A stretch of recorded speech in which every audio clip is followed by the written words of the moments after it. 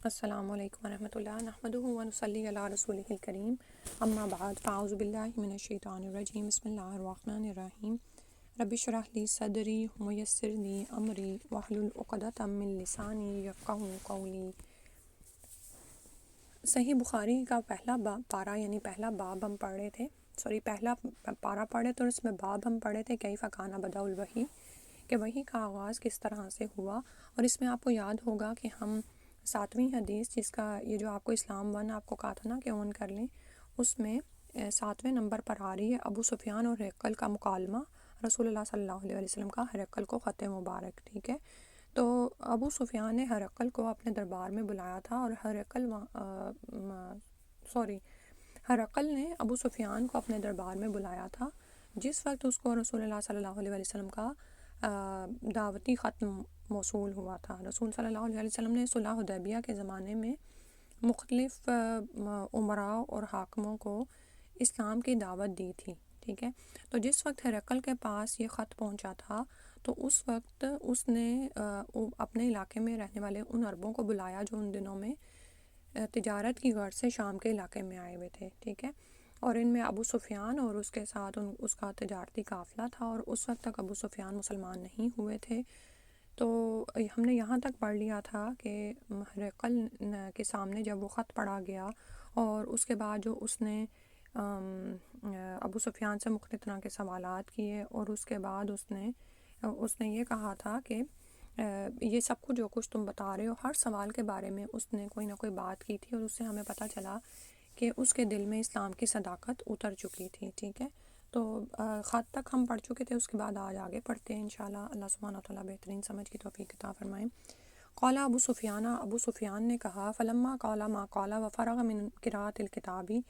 کہ جب ہرقل نے جو کچھ کہنا تھا جو وہ کہہ چکا اور وہ کتاب یعنی خط پڑھ کر فارغ ہو چکا، کثر عنده الصخب وارتفعت الاصوات، تو اس کے ارد گرد شور بڑھ گیا اور آوازیں بلند ہونے لگیں، ٹھیک ہے۔ جیسے میں نے آپ کو بتایا کہ ہرقل نے ابو سفیان کے جوابات کے بعد جو باتیں کی تھیں اس سے صاف پتہ چل رہا تھا کہ وہ دراصل اسلام کی صداقت کا اظہار کر رہا ہے۔ تو کہتے ہیں کثر عنده الصخب وارتفعت الاصوات، کہ اس کے ارد گرد بہت شور مچا اور آوازیں بلند ہو گئیں، واخرجنا، اور ہم نکال دیے گئے، یعنی اب اس کے بعد اندر جو کچھ ہو رہا تھا ابو سفیان نہیں جانتے۔ ابو سفیان کہنے لگے کہ ہمیں انہوں نے باہر نکال دیا، کیونکہ ظاہر ہے یہ دربار کے آدمی تو نہیں تھے، تو ان کو الگ کر دیا گیا۔ فقلت لاصحابی، تو میں نے اپنے ساتھیوں سے کہا، حین اخرجنا، جب ہم باہر نکالے گئے، لقد امیر عمرو ابن ابی قبشہ انہ یخاف ملک بنی الاسور، کہ ابن ابی قبشہ کا معاملہ تو بڑھ گیا ہے، بے شک اس سے تو بنو الاسور کا بادشاہ ڈرتا ہے۔ ابو قبشہ جو ہے وہ رضائی باپ کی طرف اس نے نسبت کی رسول اللہ صلی اللہ علیہ وسلم کی، اور عربوں کا حال یہ تھا کہ جب کسی کی تکریم نہ کرنا چاہتے تو اس کو کسی ایسی شخصیت سے منسوب کرتے اس کے نسب میں جو مشہور نہیں ہوتی تھی، ٹھیک ہے۔ تو اب ظاہر ہے یہاں پر ابو سفیان ایمان نہیں لایا تھا، اور نہ ہی وہ ایمان کی حقانیت کو اس وقت تک جانتے تھے۔ تو جب انہوں نے دیکھا کہ ابو ہرقل نے خط پڑھ کر کیسا رویہ ظاہر کیا ہے، تو وہ اس سے تھوڑے سے یعنی ایک طرح کے تعصب یا حسد میں آئے ہوں گے، تو اس طرح کی بات کی۔ اور یہ جو کہا کہ ملک بنی الاسور ڈرتا ہے، تو اس سلسلے میں کہا جاتا ہے کہ ان رومیوں کے یہاں ان کے جد اعلیٰ روم بن ایس بن اسحاق نے حبش کے بادشاہ کی بیٹی سے نکاح کیا تھا، تو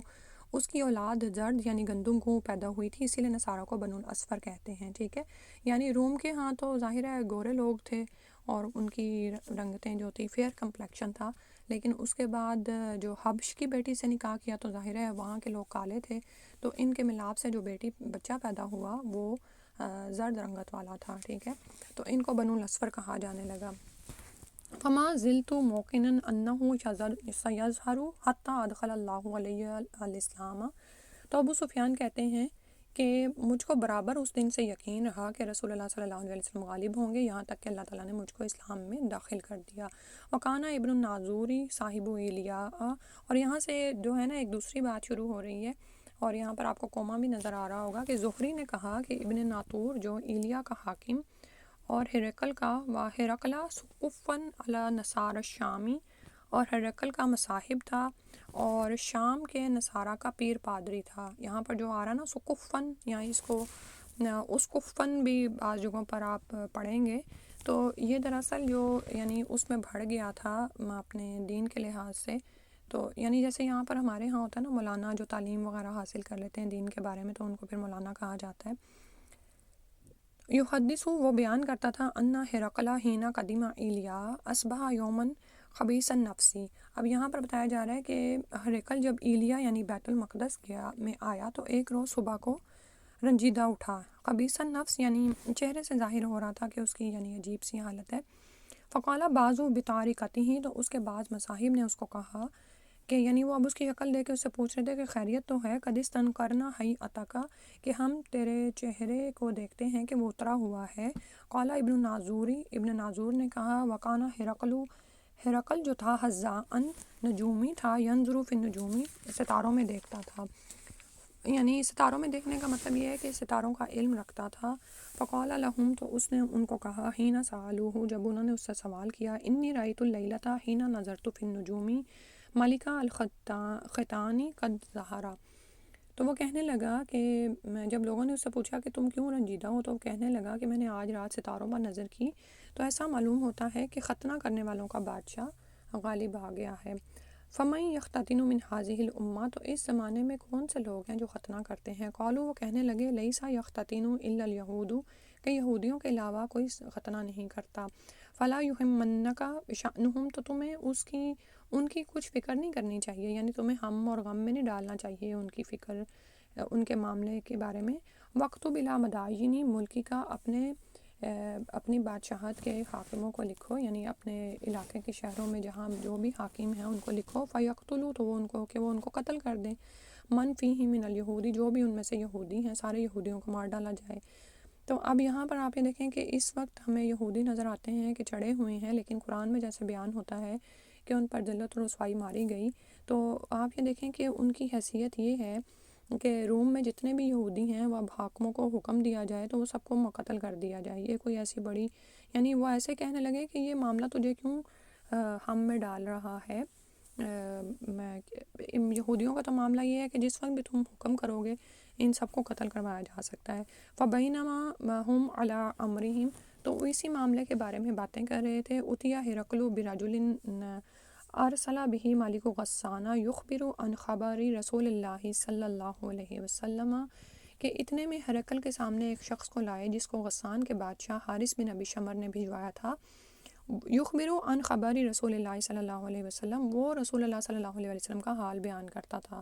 فلما استخبرہ ہرقل تو جب ہرقل نے سب خبر اس سے سن لی قالا کہنے لگا اذهبوا فانظروا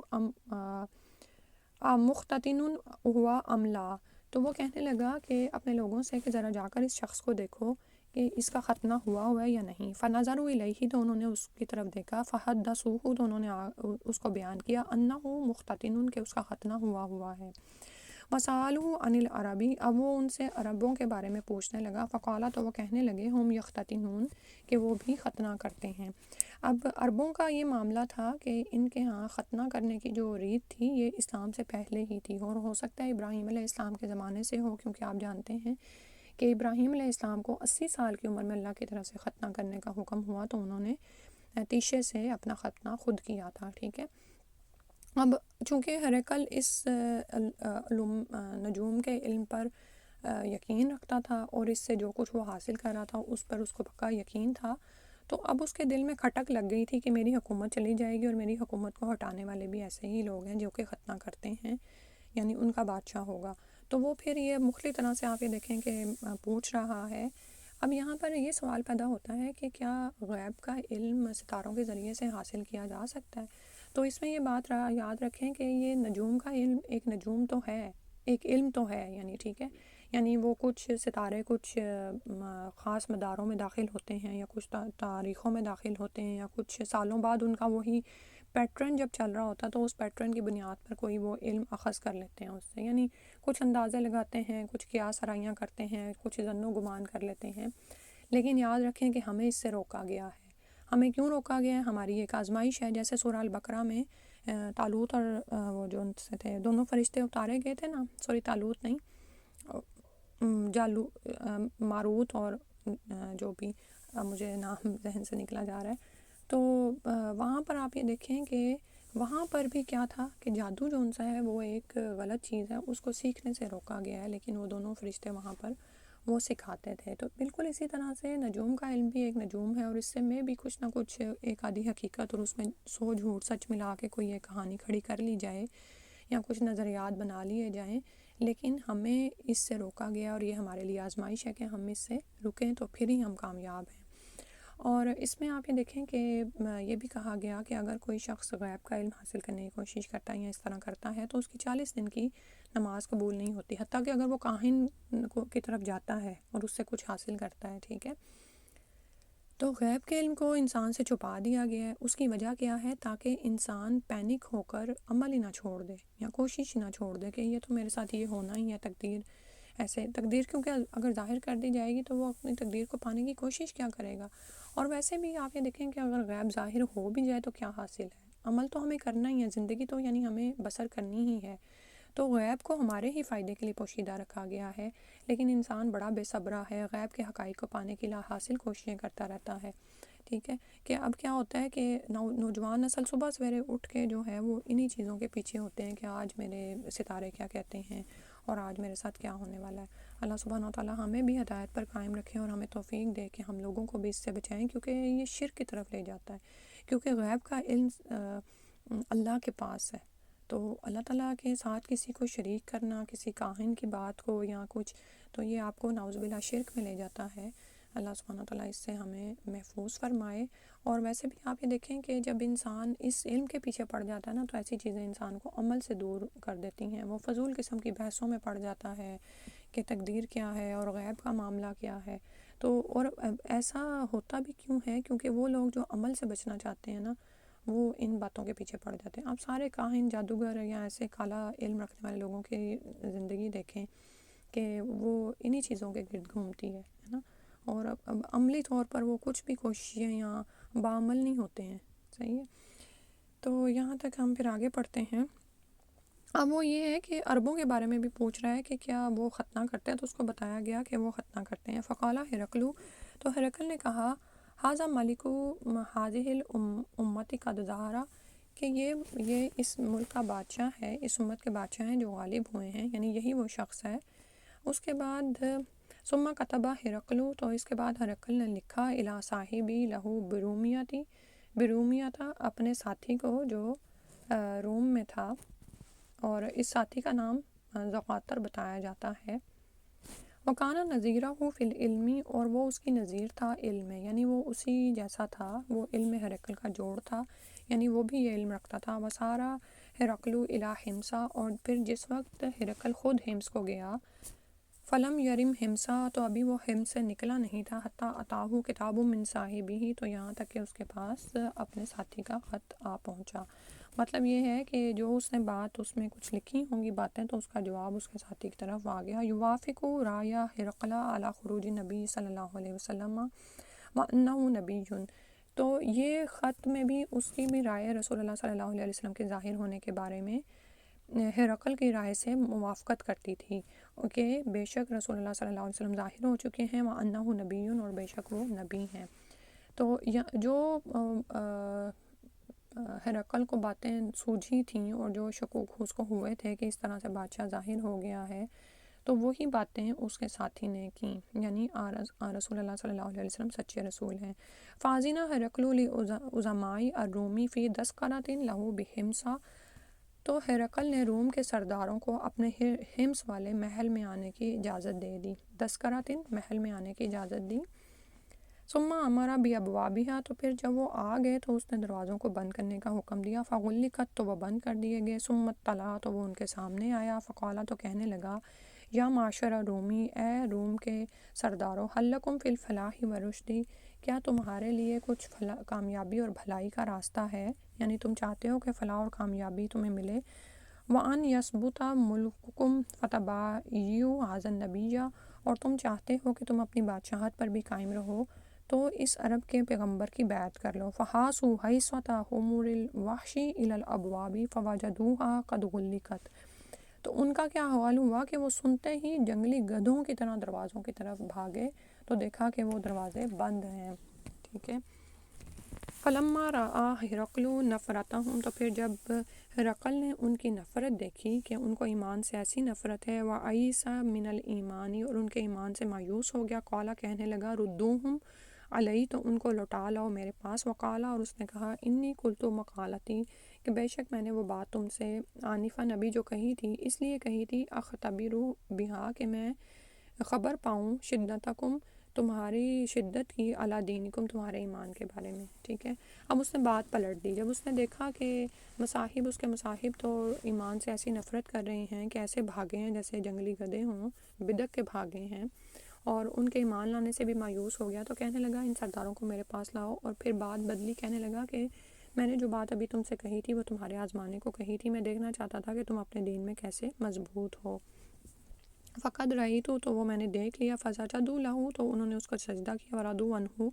اور اس سے راضی ہو گئے، وکان ذالک آخر شأن ہرقل، تو یہ آخری معاملہ ہے ہرقل کا جو ہوا، آخری حال ہوا۔ رواہ صالح ابن کیسان و یونس و معمر عن زہری جی، اور اسی حدیث کو صالح بن کیسان، معمر، یونس اور معمر نے بھی زہری سے بیان کیا ہے، ٹھیک ہے۔ تو اب یہاں پر ہمیں پتہ چلتا ہے کہ کہنے اور ماننے میں فرق ہے، اور جو ساری باتیں ہرقل نے پچھلے دفعہ ہم نے جو لیکچر کیا تھا اس میں کہی تھیں، اور اس سے لگ رہا تھا کہ وہ ایمان کی صداقت کو پہچان چکا ہے، لیکن پھر بھی مومن نہیں کہلایا، کیونکہ اس نے ایمان کا اظہار نہیں کیا، اس نے مانا نہیں، ٹھیک ہے۔ اس کے دل میں ایمان کی معرفت آ گئی تھی، اور اس کو پتہ چل گیا تھا کہ رسول اللہ صلی اللہ علیہ وسلم سچے نبی ہیں، لیکن اس نے اس کا اظہار زبان سے نہیں کیا، ٹھیک ہے، اور اپنی بادشاہت کے جانے سے ڈر گیا، یا جو بھی نفسانی خواہش اس کے سامنے آئی، یا اپنے امیروں سے ڈر گیا، سفیروں سے جو اس کے یعنی سردار میں لوگ تھے، تو دل میں صرف تصدیق پیدا ہونے سے اسلام پورا نہیں ہوتا، جب تک اعلانیہ اسلام قبول نہ کرے اور انسان کافروں سے اپنی علیحدگی کا علیحدہ نہ ہو جائے، ٹھیک ہے۔ تو ایک حدیث میں آتا ہے کہ ہرقل نے تبوک سے رسول اللہ صلی اللہ علیہ وسلم کو لکھا کہ میں مسلمان ہوں، آپ صلی اللہ علیہ وسلم نے فرمایا نہیں، وہ نصرانی ہے، سبحان اللہ۔ اور یہ کیوں کہا گیا؟ اس لیے کہ اس نے اپنے ایمان کا اظہار نہیں کیا تھا، ٹھیک ہے۔ اب یہاں پر عمل کی ہمارے لیے یہ بات ہے کہ بعض اوقات کیا ہوتا ہے کہ ہمارے سامنے اللہ کا کوئی حکم آتا ہے، لیکن ہم لوگوں کے ڈر سے اس کو قبول نہیں کر پاتے، ٹھیک ہے۔ تو یاد رکھیے کہ جس وقت ہم اس بات پر قابو پا لیں کہ ہم لوگوں سے ڈرنے کے بجائے اللہ سے ڈریں، تو آپ دیکھیں گے کہ آپ کو استقامت ملتی ہے، اللہ کی طرف سے مدد آ جاتی ہے، ٹھیک ہے۔ وہ صرف ایک لمحہ ہی ہوتا ہے جس میں ہم نے خود کو کنٹرول کرنا ہوتا ہے، جیسے آج کل ہم سورہ طٰہٰ میں جادوگروں کا حال پڑھ رہے ہیں نا، جو فرعون کے دربار میں آئے تھے، تو ہم دیکھتے ہیں کہ ایمان ان کے سینوں میں کیسے اترا تھا کہ فرعون ان کو دھمکی دے رہا ہے کہ میں تمہارے ہاتھ پاؤں مخالف جانب سے کٹوا دوں گا اور تمہیں سولیوں پہ چڑھا دوں گا کھجور کے تنوں میں، تو لیکن اس کے باوجود وہ کہہ رہے ہیں کہ تو ہمارے اس دنیا کا ہی نقصان کر سکتا ہے، تو ہم تو موسیٰ اور ہارون علیہ السلام کے رب پر ایمان لے آئے ہیں، تو اور وہ فرعون ان کو کہہ رہا تھا کہ تم دیکھ لو گے کہ کس کی قوت زیادہ ہے، کس کا عذاب زیادہ سخت ہے، میرا یا ایمان نہ لا کر جو اللہ عذاب دے گا۔ لیکن جادوگر چونکہ ایمان کی حقیقت کو پا چکے تھے اور ان کے لیے زندگی کچھ بھی نہیں اب تھی نا، تو دنیا کی زندگی، تو وہ کہنے لگے کہ تو ہماری دنیا کی زندگی کا ہی تو نقصان کر سکتا ہے، تو وہ ہمیں قبول ہے، کیونکہ ہم اس کے سودے پر اپنی ہمیشہ کی اخروی زندگی کا نقصان نہیں کر سکتے۔ تو یہ باتیں کہنے کا مقصد یہ ہے کہ جب ہم ایمان لے آئے ہیں اور ہم اس پر جم گئے ہیں، ہم استقامت اختیار کرتے ہیں، تو پھر جب ہمارے آگے امتحان آتے ہیں مختلف طرح کے، تو پھر ان میں خود کو چیک کیا کریں، ٹھیک ہے۔ جب انسان اللہ سے ڈر کر لوگوں کی دشمنی مول لے لیتا ہے نا، تو اللہ تعالیٰ اس کو کافی ہو جاتے ہیں، لیکن جب انسان لوگوں سے ڈر کر اللہ کے خلاف جاتا ہے، اللہ تعالیٰ کے احکامات کو چھوڑ دیتا ہے، تو اللہ تعالیٰ پھر اس کو لوگوں کے ہی حوالے کر دیتے ہیں۔ تو پھر خالق اور مخلوق کا کیا مقابلہ؟ جب آپ خود کو مخلوق کے حوالے ہونے دے رہے ہیں، تو پھر آپ مخلوق تو بے بس ہے، ہو سکتا ہے آج اس کے پاس کوئی طاقت ہو لیکن کل کچھ بھی نہیں ہے، آج ہو سکتا ہے اس کے پاس عزت ہو جس کی وجہ سے آپ اس سے ڈر رہے ہیں، لیکن کل تو کچھ بھی نہیں ہے، یہ سب کچھ تو فائنلی اللہ ہی کی طرف لوٹ جانے والا ہے، اللہ ہی ہر چیز کا مالک ہے، اللہ ہی کے تمام تر اختیارات ہیں۔ تو انسان اللہ کے آگے سرنڈر کر جائے، اس کے آگے سر تسلیم خم کر دے، ٹھیک ہے۔ تو یہاں پر ہم دیکھتے ہیں کہ ہرقل ایمان کیوں نہیں لا چکا تھا، کیونکہ وہ اپنے بادشاہت کے جانے سے ڈر گیا۔ اس کو یہ لگا کہ یہ مصاحب ہی جو ہیں وہ بس میری بادشاہت کو جیسے بچائے ہوئے ہیں، حالانکہ اس کو کہا گیا تھا اسلم تسلیم، کہ تو اسلام لے آ تو سلامت رہے گا، ٹھیک ہے۔ اور نہ صرف دنیا میں اس کو سلامتی ملنی تھی بلکہ آخرت کی سلامتی بھی اس کو حاصل ہو جانی تھی۔ اب انشاءاللہ اگلے لیکچر میں کتاب الایمان ہم پڑھتے ہیں۔ سبحان اللہ، یہ دیکھیں جیسے قرآن میں ہوتا ہے نا کہ ایک صورت کے بعد دوسری صورت یا ایک آیت کے بعد دوسری آیت کا مضمون ملتا جلتا ہوتا ہے، ٹھیک ہے، تو بات ایسے ہوتی ہے جیسے کنٹینیو چل رہی ہے۔ تو اسی طرح امام بخاری نے کتاب الوحی کا جو اختتام ہے ایک ایسی حدیث پر کیا جس میں وحی کی صداقت کو کھول کر بیان کیا، اور ایک غیر مسلم کے منہ سے اس کی صداقت کو ظاہر کیا، ٹھیک ہے، اگرچہ کہ وہ اسلام نہیں لایا تھا۔ اور اسی طرح ابو سفیان نے بھی جو باتیں کی نبی صلی اللہ علیہ وسلم کی یعنی ان کے صداقت اور امانت کے حوالے سے، آپ یہ دیکھیں کہ ابو سفیان بھی اس وقت تک ایمان نہیں لایا تھا، ٹھیک ہے۔ تو ایمان پر جیسے آخری حدیث کا اختتام ہو رہا ہے، اور اس کے ساتھ ہی اگلا جو باب ہے وہ دراصل کتاب الایمان ہے، یعنی ایمان کا بیان ہے جو ہم پڑھیں گے، ٹھیک ہے۔ سبحانک اللہم و بحمدک، اشہد ان لا الہ الا انت، استغفرک و اتوب الیک۔ السلام علیکم و رحمۃ اللہ۔